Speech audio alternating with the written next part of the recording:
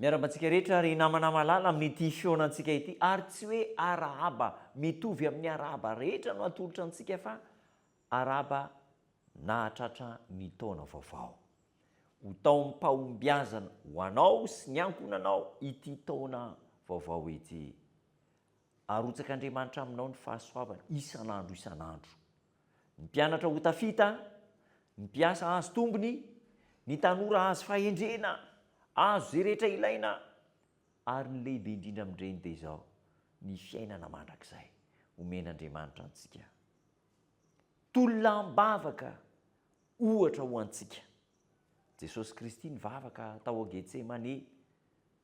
tamin'ny aliny Paska izay anombohana azy amin'ny hazo fijaliana isamborana azy tolona-mbavaka ohatra ho antsika raha tiantsika ny andresy eo amin'ny fiainana raha tiantsika ny andresy amin'ny ara-panahy dia mila mivavaka isan'andro isika zao ny voalaza amin'ny Hebreo 5:7 tamin'ny andron'ny nofiny raha nanao fivavahana sy fangatana momba ny fitarainana mafy sy ny ranomasobe tamin'ny nahavonjy azy tamin'ny fandresena izy sady voahaino no ny fahatahorany an'Andriamanitra Jesosy Kristy io nivavaka tao amin'ny Getsemane nandritry ny alina ny tolona-mbavaka ary ny atsembohana dia nivadika raha jerena zany ny mpandinika ara-baiboly ireo teolôjiana hoe inona natonga n'ilay hoe ny atsembohana nivadika raha dia tsotra ihany tena nivaingana nipoitra ny lalan-drany Jesosy tetỳ amin'ny tare hita ny lalan-drany rehetra ka tao anatin'io lalan-dra io nisy tapaka ary nivoaka nanaraka ny raha nanaraka ny atsembohana ilay raha tao amin'ny lohan'i Jesosy ary dia tena nivavaka ny tolona-mbavaka tsy mitsahatra mihitsy Jesosy ry namana tsy ho azo koa ny fandresena raha tsy tolona-mbavaka toy izay nataon'i Jesosy tsy hoe akory hoe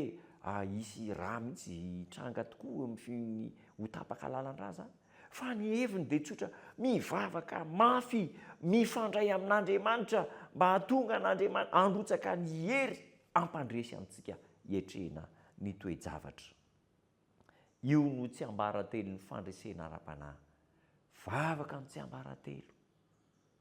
mivavaka aza mitsahatra hoy ny Tesaloniana voalohany 5:5 fa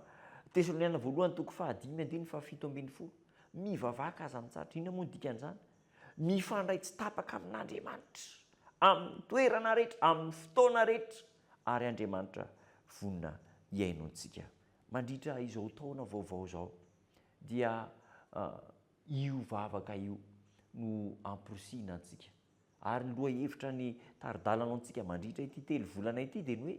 firaisana amin'Andriamanitra aoka anana fifandraisana amin'Andriamanitra isika isan'andro tsy midika akory zany hoe eny an-dalana eny ianao dia mivavaka dia mandohalika dia mikipy dia any anaty tôbila dia mandohalika dia tsy hoe izany dikany fa ny heviny dia izao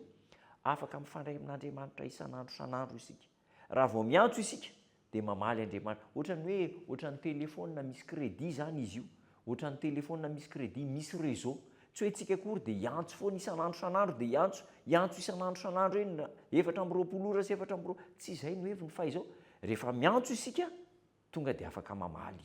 le antso isika rehefa miantso izy tonga dia afaka mandray isika izany hoe mivavaka aza mitsahatra ka tahaka ny nivavahan'i Jesosy tao Getsemane rehefa nitolona-mbavaka izy eny hita ny lanitra nisokatra ny fanan'Andriamanitra nanampy azy namirapiratra tao amin'ny maha-olombelona azy ny maha-Andriamanitra ary tao anatin'ny tolona izay natao dia efa tsapany fa mpandresy izy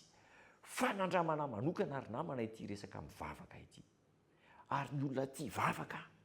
dia manana toe-panahy ambony ninona mitranga ny fiainana dia tsy mety kivy tsy mety resaka satria mivavaka tolona-mbavaka ohatra ho antsika ny vavaka nataon'i Kristy tanterao amin'ny fiainanao zany mba ho zava-misy andeha hiaraka hivavaka isika tomy tsara ny an-danitra misy ohatranao zay fa omenao an'ity andro vaovao amin'ny taona vaovao ity 5:24